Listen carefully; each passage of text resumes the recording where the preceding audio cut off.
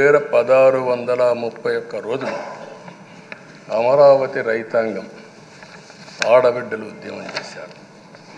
ఆ 4 నెంబర్లు కలుపుకుంటే 1 6 3 1 కలుపుకుంటే 11 వస్తుంది. అంటే ఇది కూడా భగవంతుడి స్క్రిప్ట్ అయినా కూడా నేను మాట్లాడడం లేదు, నేను కామెంట్ చేయడం లేదు. ఈరోజు ఉంటే వాళ్ళకు కూడా అర్థమయ్యేది.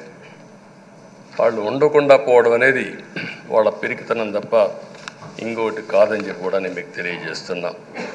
అయితే నేను ఇక్కడుండే సభ్యులను కూడా మిమ్మల్ని కోరుతున్నా, మనం ప్రజా సమస్యలపైన దృష్టి పెట్టాలి తప్ప వీళ్ళ మీద కాదని చెప్పి కూడా నేను మీకు తెలియజేసుకుంటున్నాను. ఆ రోజు పవన్ కళ్యాణ్ గారిని అసెంబ్లీ గేటు కూడా తాకనీయం అని పెద్ద పెద్ద డైలాగులు చెప్పారు. 21 సీట్లలో పోటీ చేసి 21 సీట్లని గెలిపించిన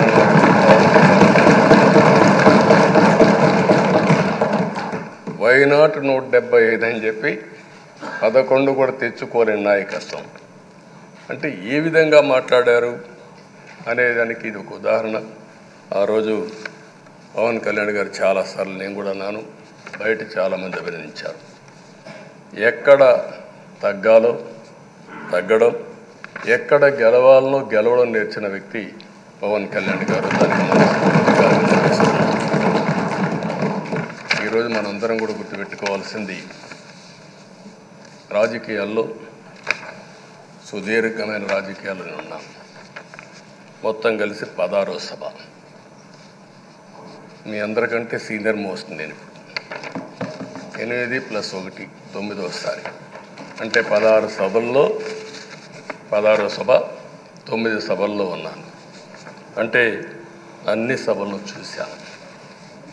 నా జీవితంలో ఎప్పుడూ చూడని సభ మొన్న జరిగిన సభ, 15వ శాసనసభ. కానీ ఇప్పుడు నేను కోరుకునేది మీ దగ్గర నుంచి, అది ఒక చెడు సభ కింద, ఒక కౌరవ సభ కింద మనం భావించాం. కానీ అత్యున్నతమైన సభగా 16వ శాసనసభని నిర్వహించే బాధ్యత మనందరిపైన ఉంది. గౌరవప్రదంగా నిర్వహించాలి. అదే సమయంలో ఇక్కడుండే ప్రతిపక్షాల దృష్టిలో పెట్టుకొని కాదు, 24 గంటలు మనం ప్రజలతో ఉండాలి. ప్రజాప్రభుత్వంగా ప్రజలకు జవాబుదారితనంగా ఉండాల్సిందిగా నేను మిమ్మల్ని అందరినీ కోరుకుంటున్నాను.